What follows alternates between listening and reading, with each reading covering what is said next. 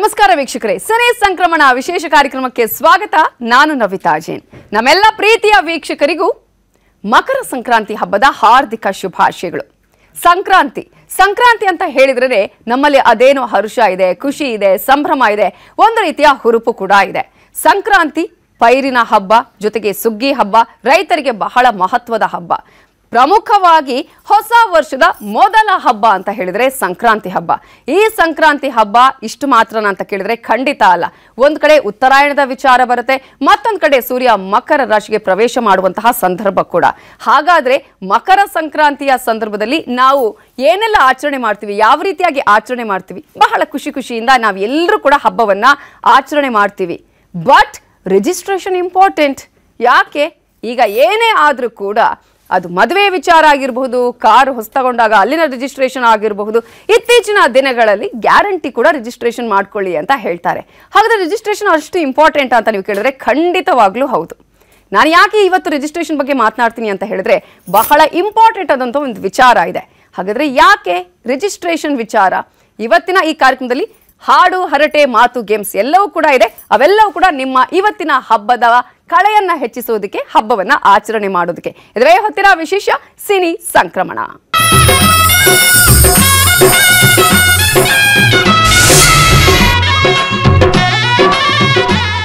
Cine ಸಂಕ್ರಮಣ ಕಾರ್ಯಕ್ರಮದಲ್ಲಿ ನಾನು ಆಗ್ಲೇ ಹೇಳಿದೆ, ಒಂದು ಒಳ್ಳೆಯ ಪ್ಯಾಕೇಜ್ ಅನ್ನ ತಗೊಂಡ್ ಬಂದಿದ್ದೀನಿ. ಹಾಗಾದ್ರೆ ಏನು ಅನ್ನೋದನ್ನ ತಿಳ್ಕೊಳ್ಳೋಣ. ಅದಕ್ಕಿಂತ ಮುಂಚೆ ನಮ್ ಜೊತೆ ಇವತ್ತಿನ ಈ ಹಬ್ಬವನ್ನ ಆಚರಿಸೋದಕ್ಕೆ ಫಾರ್ ರಿಜಿಸ್ಟ್ರೇಷನ್ ಸಿನಿಮಾದ ನಾಯಕ ನಟರಾಗಿರುವಂತಹ ಪೃಥ್ವಿ ಅಂಬಾರ್ ಇದ್ದಾರೆ. ಕಾರ್ಯಕ್ರಮಕ್ಕೆ ಸ್ವಾಗತ.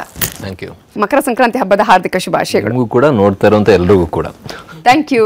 ಅದೇ ರೀತಿಯಾಗಿ ಈ ಸಿನಿಮಾದ ನಾಯಕಿ ನಟಿಯಾಗಿರುವಂತಹ ಮಿಲನಾ ನಾಗರಾಜ್ ಅವರಿದ್ದಾರೆ. ಕಾರ್ಯಕ್ರಮಕ್ಕೆ ಸ್ವಾಗತ. ಹಬ್ಬದ ಹಾರ್ದಿಕ ಶುಭಾಶಯ. Thank you so much. ನಿಮಗೂ ಕೂಡ ಹಬ್ಬದ ಶುಭಾಶಯಗಳು. ಸೊ ಹಬ್ಬನ ಯಾವ ರೀತಿಯಾಗಿ ಆಚರಣೆ ಮಾಡ್ತೀವಿ ಅನ್ನೋದು ನಾವು ನೋಡಿದೀವಿ. ಆದ್ರೆ ಈ ಹಬ್ಬ ಬಹಳ ಇಂಪಾರ್ಟೆಂಟ್ ಯಾಕಂತ ಹೇಳಿದ್ರೆ ಎಳ್ಳು ಬೆಲ್ಲ ತಿನ್ನೋದಿಕ್ಕೆ ಅನ್ನುವಂಥದ್ದು. ಹಾಗಾಗಿ ನಾವು ಎಳ್ಳು ಬೆಲ್ಲ ತಿಂದು ಒಳ್ಳೇದ್ ಮಾತನಾಡಿ ಈ ಕಾರ್ಯಕ್ರಮವನ್ನ ಮುಂದುವರಿಸೋಣ.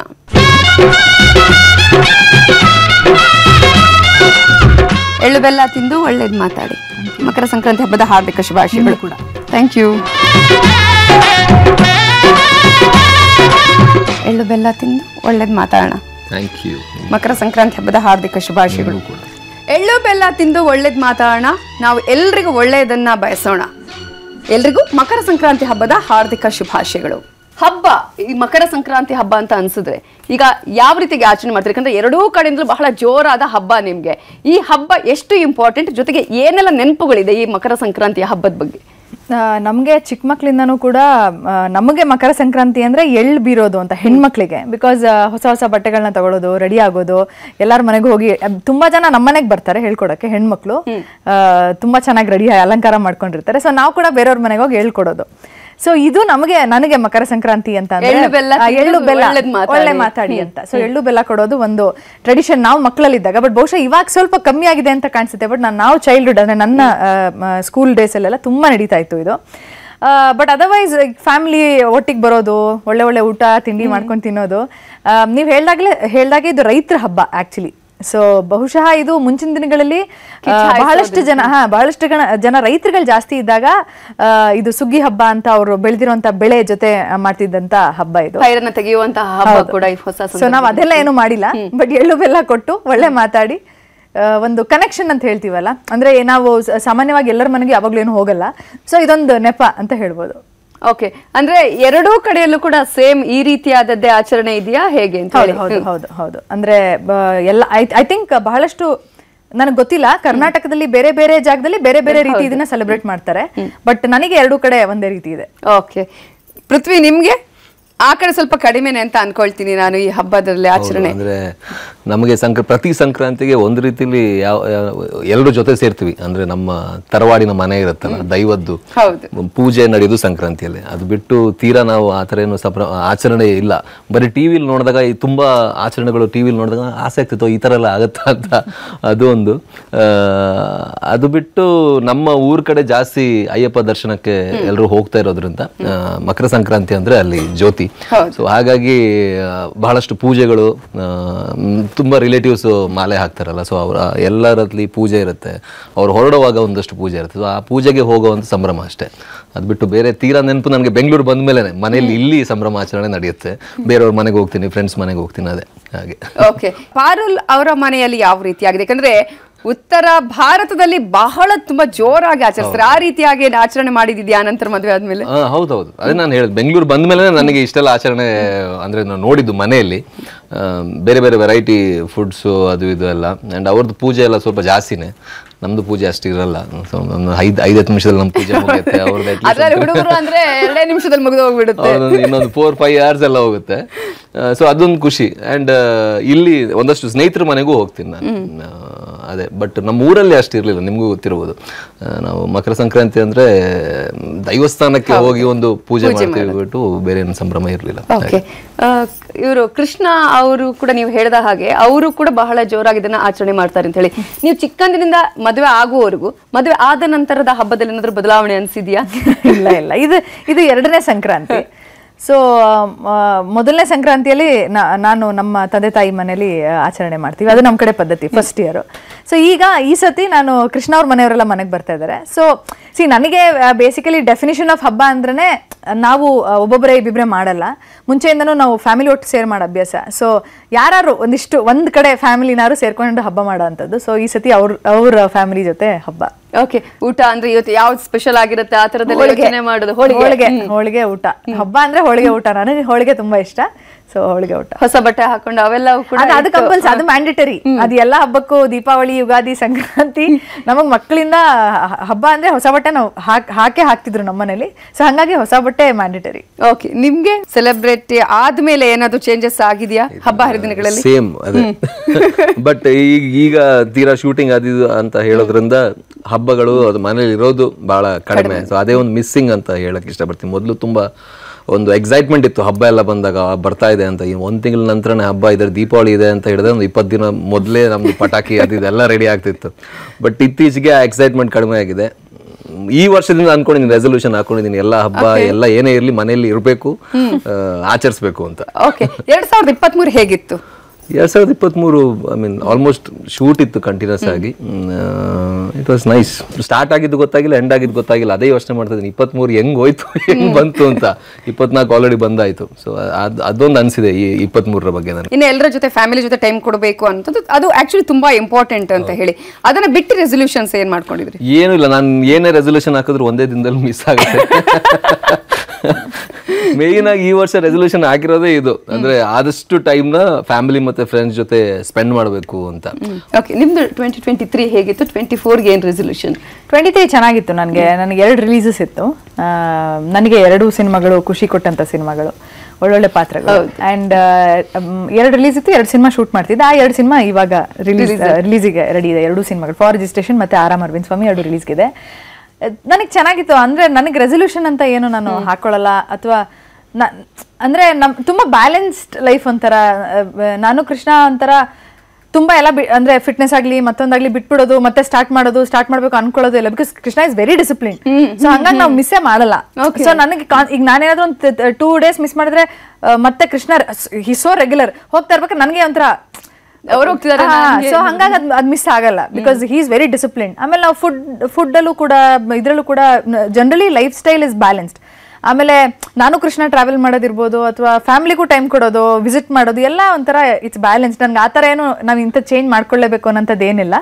But as actors of course I wish to get some great roles, ಒಳ್ಳೆ ಪಾತ್ರಗಳು ಸಿಗಬೇಕು ಅನ್ನೋದು. ಅಂದರೆ ಬೇರೆ ಬೇರೆ ರೀತಿಯಾದಂಥ ಪಾತ್ರ ಎಕ್ಸ್ಪೆರಿಮೆಂಟ್ ಮಾಡೋಕ್ಕೆ. ಬಿಕಾಸ್ ಒಂದು ಫ್ಯೂ ಇಯರ್ಸ್ ಆದಮೇಲೆ ಒಂಥರ ನಮಗೂ ಬೇರೆ ಏನಾದ್ರು ಮಾಡಬೇಕು ಅನಿಸುತ್ತೆ, ಒಂದೇ ರೀತಿ ಪಾತ್ರಗಳು ರಿಪೀಟ್ ಆದಾಗ. ಸೊ ಅದೊಂದು ಅಂದರೆ ಸಿಗ್ಲಿ ಅನ್ನೋದೊಂದು ಆಸೆ ಬಿಟ್ಟರೆ ಅದರ್ವೈಸ್ ರೆಸೊಲ್ಯೂಷನ್ ಥರ ಎಲ್ಲ ಏನೂ ಇಲ್ಲ. ಓಕೆ, ಯಾವುದು ಇಷ್ಟ ನಿಮ್ಗೆ? ಇಡೀ ಈಗ ಪ್ರೊಡ್ಯೂಸರ್ ಆಗಿರ್ಬೋದು, ಅಥವಾ ಡೈರೆಕ್ಷನ್ ವಿಭಾಗ ಆಗಿರ್ಬೋದು, ಅಥವಾ ಆಕ್ಟಿಂಗ್, ಯಾವ್ದು ಬಹಳ ಇಷ್ಟ ಆಗೋದು ನಿಮ್ಗೆ ಇದರಲ್ಲಿ? ನನಗೆ ನಟನೆನೇ ತುಂಬಾ ಇಷ್ಟ, ನೋ ಡೌಟ್. ಬಟ್ ನನಗೆ ಪ್ರೊಡಕ್ಷನ್ ಹ್ಯಾಂಡಲ್ ಮಾಡ್ಬೇಕಾದ್ರೆ ಕೂಡ ಅಷ್ಟೇ ಕನ್ವಿಕ್ಷನ್ ಇಂದ ಮಾಡ್ತೀನಿ ನಾನು. ಅಂದ್ರೆ ಅಫ್ಕೋರ್ಸ್ ನಾನು ಅದನ್ನ ಕೃಷ್ಣ ಅವರಿಂದಾನೇ ಕಲ್ತಿರೋದು. ಬಟ್ ಒಂದು ಸಿನಿಮಾ ಪೂರ್ತಿ ಮುಗಿಯೋವರೆಗೂ ಲೈಕ್ 100% ಜವಾಬ್ದಾರಿಯಿಂದ ಅದನ್ನ ಕ್ಯಾರಿ ಫಾರ್ವರ್ಡ್ ಮಾಡ್ಬೇಕಾಗುತ್ತೆ. Like it takes 1 year. So ಅವಾಗ ಬಹುಶಃ ಜಾಸ್ತಿ ಸಿನಿಮಾಗಳನ್ನ ಒಪ್ಕೊಳ್ಳಲ್ಲ ನಾನು ನಟಿಯಾಗಿ, ಬಿಕಾಸ್ ಅಲ್ಲಿ ಬಿಸಿ ಆದ್ರೆ ಇಲ್ಲಿ ಮಾಡೋಕ್ಕಾಗಲ್ಲ ಅಂತ. ಬಿಕಾಸ್ ಕೃಷ್ಣನೂ ಆಕ್ಟ್ ಮಾಡ್ತಾ ಇರ್ತಾರೆ. ಸೊ ನನಗೆ ಎರಡೂ ತುಂಬಾನೇ ಇಷ್ಟ. ಏನೇ ಮಾಡಿದ್ರು 100% ಕೊಟ್ಟು ಮಾಡ್ತೀನಿ. ಅಲ್ಲೊಂದು ಸ್ವಲ್ಪ ಇಲ್ಲೊಂದು ಸ್ವಲ್ಪ ಮಾಡಕ್ ಹೋಗಲ್ಲ. I like it. ಪ್ರೊಡಕ್ಷನ್ ಕೂಡ ಆಲ್ಮೋಸ್ಟ್ ನೀವು ನಾವು ನೋಡಿದಂಗೆ 8ರಿಂದ 9 ಸಿನಿಮಾಗಳಲ್ಲಿ ಅಂದ್ರೆ ಕೃಷ್ಣ ಮತ್ತು ನೀವು ಇಬ್ರು ಕೂಡ ಆಲ್ಮೋಸ್ಟ್ ಎಲ್ಲಾ ಸಿನಿಮಾಗಳಲ್ಲೂ ಮಾಡಿದ್ರಿ, ಒಂದು 6 ಸಿನಿಮಾಗಳಲ್ಲಿ ಆಲ್ಮೋಸ್ಟ್ ಮಾಡಿದಿರ. ಈ ಸಲನೂ ಆತರ ಮಾಡ್ಬೇಕು ಅನ್ನೋ ರೆಸಲ್ಯೂಷನ್ ಏನಾದ್ರು ಇದೆಯಾ? ಇಲ್ಲ, ಅದು ಯಾವತ್ತು ಪ್ಲಾನ್ ಮಾಡಕ್ಕಾಗಲ್ಲ. ಯಾವ ರೀತಿ ಪಾತ್ರಗಳು ಬರುತ್ತೆ ಅನ್ನೋದ್ರ ಮೇಲೆ ಡಿಪೆಂಡ್ ಆಗುತ್ತೆ, ಕತೆಗಳು ಬರೋದ್ರ ಮೇಲೆ. ಅಂದ್ರೆ ಸುಮ್ನೆ ನಾವು ಮಾಡ್ಬೇಕು ಅಫ್ಕೋರ್ಸ್ ಈಗ ಒಂದು ಅಂದ್ರೆ ಜೋಡಿ ಹಿಟ್ ಆದಾಗ ತುಂಬಾ ಕತೆಗಳು ಬರುತ್ತೆ. ಲೈಕ್ ಇವಾಗ ನಾವು 20 ಕತೆ ರಿಜೆಕ್ಟ್ ಮಾಡಿದ್ರೆ 2 ಸಿನಿಮಾ ಮಾಡಿರ್ಬೋದು, ಅದು ರೇಷಿಯೋ. ತುಂಬಾ ಕತೆಗಳು ಬರುತ್ತೆ, ಬಟ್ ಮಾಡ್ಲೇಬೇಕು ಅಂತ ಯಾವತ್ತು ಪ್ಲಾನ್ ಮಾಡ್ಕೊಳ್ಳಲ್ಲ. ಈಗ ಕೌಸಲ್ಯ ಲಾಸ್ಟ್, ಇನ್ ಮುಂದೆ ಅದು ಕಾಂಬಿನೇಷನ್ ಒಪ್ಕೊಂಡಿಲ್ಲ. ತುಂಬಾ ಏನಾದ್ರು ಇಂಟ್ರೆಸ್ಟಿಂಗ್ ಬಂದ್ರೆ ನೋಡ್ಬೇಕು. ಓಕೆ, ಎಳ್ಳು ಬೆಲ್ಲ ತಿಂದಾಯ್ತು, ಒಳ್ಳೇದಂತೂ ಮಾತಾಡೇ ಆಡ್ತೀವಿ, ಮಾತಾಡ್ಲೇಬೇಕು ಕೂಡ. ಆದ್ರೆ ಅದಕ್ಕಿಂತ ಮುಂಚೆ ಇವತ್ತು ಎಳ್ಳು ಬೆಲ್ಲದ ಜೊತೆಗೆ ಒಂದು ಗೇಮ್ ಕೂಡ ಇದೆ ಇವರಿಬ್ಬರಿಗೂ ಕೂಡ, ಪೃಥ್ವಿಗೆ ಹಾಗೇನೆ ಮಿಲನ್ಗೆ. ಮಿಲನ ಇದು ನಿಮ್ಗೆ, ಪೃಥ್ವಿ ಇದು ನಿಮ್ಗೆ. ಸೊ ಅದ್ರಲ್ಲಿ ಏನೇನಿದೆ? ಎಳ್ಳು, ಬೆಲ್ಲ, ಕೊಬ್ಬರಿ, ಕಡಲೆ, ಜೀರಿಗೆ. ಓಕೆ, ಒಂದ್ ಸೈಡ್ಗೆ ಹಾಕೊಂಡ್ಬಿಡಿ ಇಬ್ರು. ಈಗ 30 ಸೆಕೆಂಡ್ಸ್ ಅಲ್ಲಿ ಯಾರ್ಯಾರು ಎಷ್ಟೆಷ್ಟನ್ನ ಆರಿಸ್ತಾರೆ ಅಂದ್ರೆ ಸೆಪರೇಟ್ ಮಾಡ್ತಾರೆ ಅನ್ನೋದು. 3, 2, 1 ಸ್ಟಾರ್ಟ್.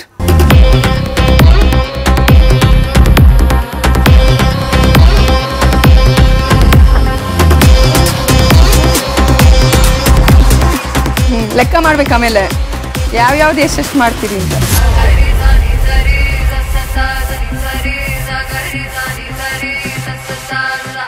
ಇಲ್ಲ, ನನ್ಗೆ ಎಳ್ಳಲ್ಲಿ ಜೀರಿಗೆ ಹಾಕಿದ್ರೆ ಇಷ್ಟ ಆಗಲ್ಲ, ಸೊ ಜೀರಿಗೆ ಆರಿಸಿ ತಿನ್ನಲ್ಲ. ಓಕೆ, ಎಷ್ಟೆಷ್ಟಾಯ್ತು ಅಂತ ನೋಡೋಣ. ಈಗ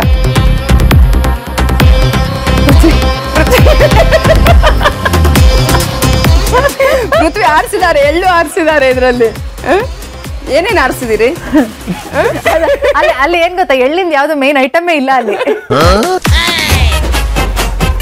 ಹಂಗ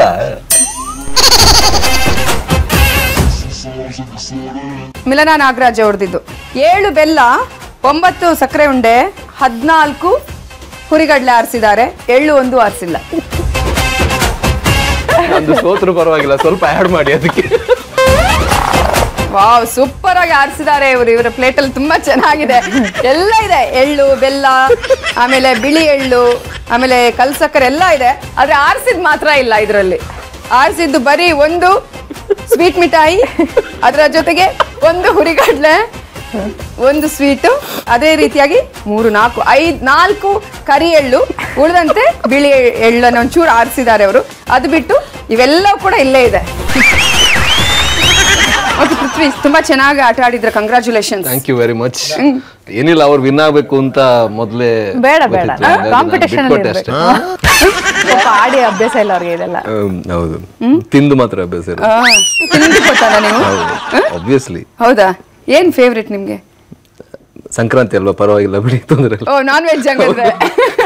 ನಾನ್ ವೆಜ್ ಮಾಡಲ್ವಾ ಸಂಕ್ರಾಂತಿ ಟೈಮಲ್ಲಿ? ಇಲ್ಲ, ವೆಜ್, ಯೂಶಲಿ ವೆಜ್. ಸೊ ಈಗ ನಾನು ರಿಜಿಸ್ಟ್ರೇಷನ್ ಅಂತ ಆಗದಿಂದ ಹೇಳ್ತಾ ಇದ್ದೆ, ಜನ ಅನ್ಕೊಂಡಿರ್ತಾರೆ ಇವಳು ಏನ್ ಆಗದಿಂದ ಇದೇ ಹೇಳ್ತಿದ್ದಾಳೆ ಅಂತ ಹೇಳಿ. ಫಾರ್ ರಿಜಿಸ್ಟ್ರೇಷನ್ ಅಂದ್ರೆ ಏನು? ಆಕ್ಚುಲಿ ರಿಜಿಸ್ಟ್ರೇಷನ್ ಯಾಕೆ ಇಂಪಾರ್ಟೆಂಟ್ ಅಂತ ಅನ್ಸುತ್ತೆ ನಿಮ್ಗೆ? ನೀವು ಅವಾಗಲೇ ಹೇಳಿದ್ರಿ, ನಾವ್ ಏನ್ ವಸ್ತುಗಳನ್ನ ತಗೊಂಡ್ರು ಎಲ್ಲದಕ್ಕೂ ಒಂದು ರಿಜಿಸ್ಟ್ರೇಷನ್ ಅವಶ್ಯಕತೆ ಇರುತ್ತೆ. ಎಲ್ಲದಕ್ಕಿಂತ ಮುಖ್ಯವಾಗಿ ನಾವಾಗ ಮದ್ವೆನೆ ಒಂದು ರಿಜಿಸ್ಟರ್ ಆದ್ರೇನೆ ಅದಕ್ಕೆ ವ್ಯಾಲ್ಯೂ. ಅದು ಈ ಹಿಂದೆ ಎಲ್ಲ ಇರ್ಲಿಲ್ಲ, ಬಟ್ ಈಗ ಸ್ವಲ್ಪ ಜಾಸ್ತಿ ಜನರಿಗೆ ಅದು ಅರಿವು ಆಗಿದೆ ಅಂತ. ಹೌದು, ಡೆಫಿನೆಟ್ಲಿ ರಿಜಿಸ್ಟರ್ ಆಗ್ಬೇಕು. ಐ ಥಿಂಕ್ ಎಲ್ಲರೂ ಆಗ್ತಾರೆ. ಫಾರ್ ಡಾಕ್ಯುಮೆಂಟ್ ಪರ್ಪಸ್ ಇರ್ಬೋದು, ಮತ್ತೊಂದಕ್ಕಿರ್ಬೋದು, ರಿಜಿಸ್ಟ್ರೇಷನ್ ಆಗ್ಲೇಬೇಕು. ಸೊ ಎಲ್ಲದಕ್ಕೂ ರಿಜಿಸ್ಟ್ರೇಷನ್ ಅದು ಇಂಪಾರ್ಟೆಂಟು. ಸೊ ಅದೇ ರೀತಿಯಾದಂಥ ಒಂದು ರಿಜಿಸ್ಟ್ರೇಷನ್ ಮೇಲೆ ಬಂದಂಥ ಕತೆ ಇದು, ಫಾರ್ ರಿಜಿಸ್ಟ್ರೇಷನ್ ಸಿನಿಮಾ. ಸೊ ಹಾಗಾಗಿ ಕಥೆಯಲ್ಲಿ ರಿಜಿಸ್ಟ್ರೇಷನ್ ಎಷ್ಟು ಮುಖ್ಯ, ಅದರ ಇಂಪಾರ್ಟೆನ್ಸ್ ಏನು, ಅದಕ್ಕೆ ಯಾರ್ಯಾರು ಪಾತ್ರ ಪ್ಲೇ ಮಾಡ್ತಾರೆ ಲೈಫಲ್ಲಿ ಅನ್ನೋದು ಕತೆ. ಸೊ ಹಾಗಾಗಿ ಇದು ನಮ್ಮ ಸಿನಿಮಾ ಫಾರ್ ರಿಜಿಸ್ಟ್ರೇಷನ್. ಫೆಬ್ರವರಿ 23ಕ್ಕೆ ರಿಲೀಸ್ ಆಗ್ತಾ ಇದೆ. ಓಕೆ, ಈಗ ಈ ಸಿನಿಮಾದ ಕತೆ ಬಂದಂಥ ಸಂದರ್ಭದಲ್ಲಿ ಏನು ಅನಿಸ್ತು ನಿಮಗೆ? ಅದೇ ಒಂದು ಒಳ್ಳೆ ಕನೆಕ್ಟ್ ಆಗುವಂಥ ಕತೆ, ಎಲ್ಲ ಫ್ಯಾಮಿಲಿಗಾಗಿರಲಿ ಅಥವಾ ಯಾರೇ ಇಂಡಿವಿಜುವಲ್ ತುಂಬ ಕನೆಕ್ಟ್ ಆಗುವಂಥ ಕತೆ.